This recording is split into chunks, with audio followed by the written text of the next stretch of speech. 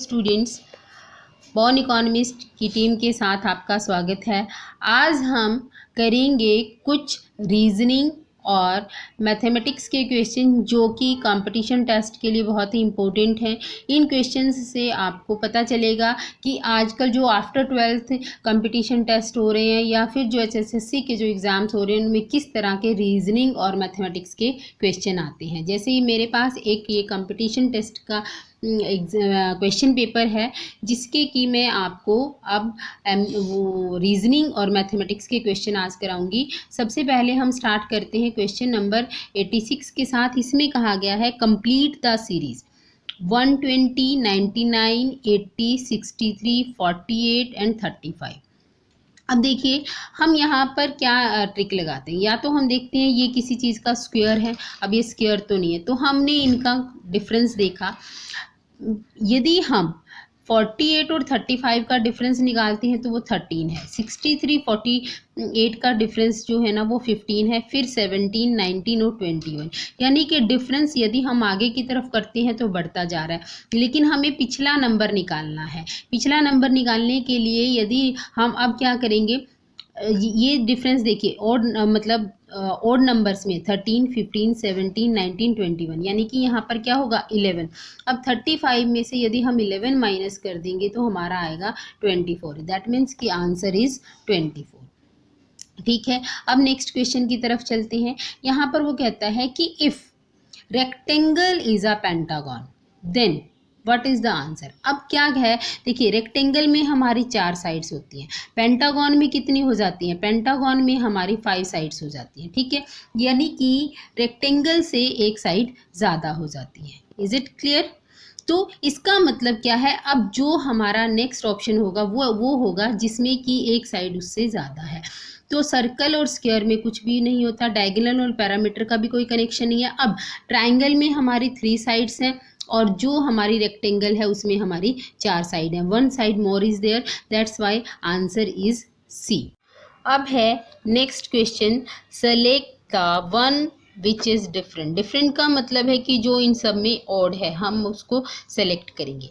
यहाँ पर देखिए यदि हम नॉर्मली देखें तो हमें लगता है कि जैसे ये 41 है, ये 72, ये 11, ये 20, ये 51, ये 42, यानी कि एक नंबर इवन एक नंबर ओड। ऊपर वाले में आपके दोनों जो हैं वो इवन है। आंसर इसका ए भी हो सकता है, लेकिन जो इसकी आंसर की है उसके अकॉर्डिंग इसका आंसर बी है, क्योंकि उसमें एक दूसरा लॉजिक लगाया। वो क्या कहते हैं कि 1 + 2 = 3 and 3 + 0 is again 3।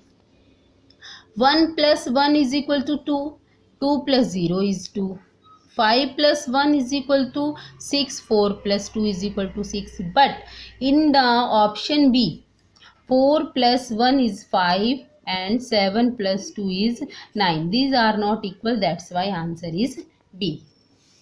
Next question, अब यहाँ पर जो है आपको एक फैमिली ट्री दिया हुआ है, उसके बेस पर आपको ये 3 क्वेश्चंस बताने हैं। ये बहुत ही इंटरेस्टिंग होता है। इसमें क्या कहते हैं कि A is the daughter of E. सबसे पहले में A is the daughter of E. उसके बाद कहा एफ हैज़ ओनली 2 चिल्ड्रन। हमने एफ से शुरू किया। एफ जो है उसकी 2 बेटियां हैं, मतलब 2 बच्चे हैं उसके, ए एंड जी। ठीक है, और पहले हमने पढ़ा A is the daughter of E. अब क्योंकि ए एफ की भी डॉटर है तो वो ई की भी डॉटर है, यानी कि एक हस्बैंड आ गया, एक वाइफ हो गई। ये कैसे पता चला, ये हमें आगे पता चलेगा। उसके बाद वो कहता है कि H is the brother of I. ठीक, इसको अभी छोड़ देंगे। उसके बाद पर है कि जी इज़ मैरिड टू के। एफ की जो 2 बेटियां हैं उनमें से जी के साथ मैरिड है। F has only 2 daughters. यहाँ पर दिया हुआ है कि 2 बच्चे हैं, यहाँ पर दिया हुआ है 2 डॉटर्स हैं, इसीलिए एफ की 2 बेटियां हैं। ठीक है ना। अब वो कहता है M is the mother of E. M जो है वो ई की मदर है, ये जो वाइफ है इसकी मदर है M. H is married to A. जो एच है, एच एफ की बेटी ए के साथ मैरिड है। M is married to N. जो ई है, ई की मदर एम है और ई के फादर जो है ना वो एन है, यानी कि एम और एन दोनों कौन है, हस्बैंड वाइफ हैं। ठीक है, फिर उसके बाद कहता है कि F is the son of O, जो ये हस्बैंड है, ये अब ये हमें कैसे पता चला कि ये हस्बैंड है, ये हस्बैंड नहीं है, क्योंकि यहाँ पर लास्ट में दिया हुआ है F is the son of O, यानी कि ये फादर, ये हस्बैंड है और ये इसके फादर हैं ओ। अब ये सारा हमने एक फैमिली चार्ट बना लिया। अब इसके बेस पर अब हम एक तीनों क्वेश्चन बहुत इजीली सॉल्व कर सकते हैं। वो क्या कहता है, who is the father of E, E के फादर कौन है, एन, सीधा सीधा नज़र आ रहा है। ठीक है ना। इसी तरीके से आप अपने क्वेश्चन पेपर पर बच्चों फ्लो चार्ट बनाकर इन क्वेश्चंस को कर सकते हैं। How is F related to H, F related to H, F और एच का क्या रिलेशन है, यानी कि F is the father in law of H, ये ससुर हुआ ना इसका। अब नेक्स्ट क्या कहता है, who is the sister in law of I. अब ये आई, उन्होंने कहा है कि ए की शादी एच के साथ हुई है, एच उसका भाई है। अब ये उसका देवर भी हो सकता है और उसका जेठ भी हो सकता है, मतलब यानी कि ये उसकी क्या होगी, भाभी होगी, तो ये इसकी कौन होगी, सिस्टर इन लॉ, कौन, ए। ठीक है, इस तरीके से आपका ये क्वेश्चन हो जाता है।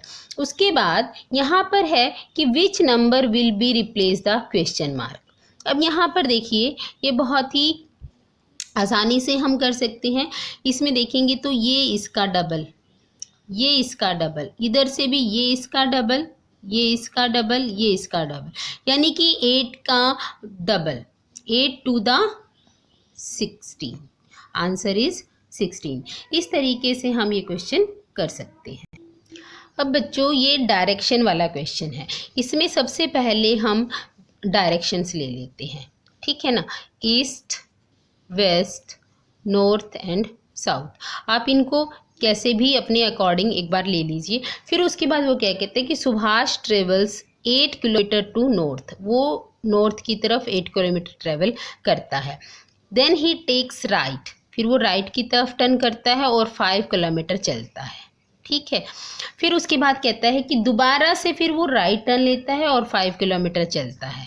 ठीक है, अब आपको बताना है कि वो अपने स्टार्टिंग पॉइंट से कितना दूर है। ये देखिए यहाँ पर वो है, या टोटल डिस्टेंस ये कितना था, 8 था, 5 किलोमीटर वो चल चुका, तो 3 किलोमीटर का डिस्टेंस वो यहाँ से कवर नहीं करता। आपको ये वाला डिस्टेंस जो है ना निकालना है कि वो यहाँ से ये कितना है।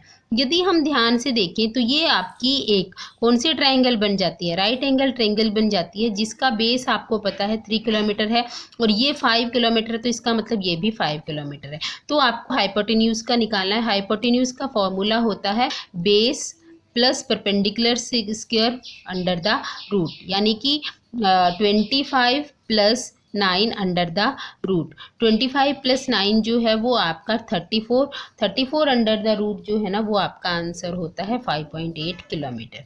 तो इसका आंसर आ जाएगा 5.8 किलोमीटर।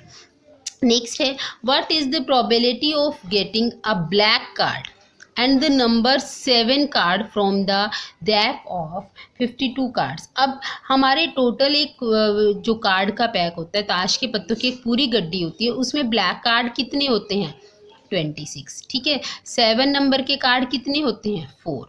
अब उनमें से 4 कार्ड में से 2 रेड होते हैं और 2 ब्लैक होते हैं। ठीक है, अब 2 ब्लैक को हम ऑलरेडी यहाँ पर काउंट कर चुके हैं, अब 2 रेड और काउंट कर लेंगे, तो टोटल कार्ड जो है ना वो हमारे हो गए 28, जिसको कि हम निकालते हैं। तो 28 डिवाइडेड बाय 52, आंसर आपका आ जाएगा 7/13। उसके बाद क्या कहता है कि Rahul purchases 10 kg of cotton at the rate of 600 rupees. ठीक है, he sells at the loss as much the selling price of 2 kg of cotton. तो सबसे पहले हम यहाँ पर सेलिंग प्राइस ऑफ क्या लेंगे, कॉटन का लेंगे। तो हम कहते हैं let the selling price of cotton is x पर kg।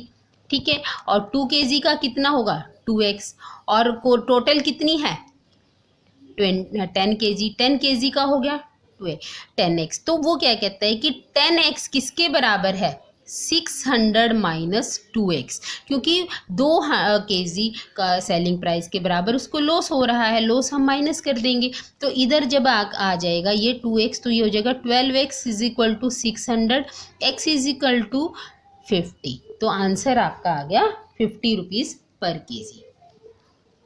अब नेक्स्ट वो कहता है कि a zoo has some peacock and some horse if the number of heads. अब हम कहते हैं कि हॉर्सेस जो पीकॉक हैं वो x हैं, let the peacock be x and horses be y। ठीक है, अब हेड कितने हैं 48। अब पीकॉक का भी एक हेड होता है, हॉर्स का भी एक हेड होता है, सिंपल सी बात है। तो x plus y is equal to 48। अब वो कहता है कि नंबर ऑफ फीट आर 140। अब पीकॉक के फीट कितने होते हैं 2 और हॉर्स के फीट कितने होते हैं 4, तो ये टोटल कितने हैं 140। इनकी वैल्यू जो है ना हम यहाँ पर पुट कर देंगे 2x प्लस 4। y की वैल्यू क्या आ जाएगी यहाँ पे 48 minus x, 48 minus x is equal to 140।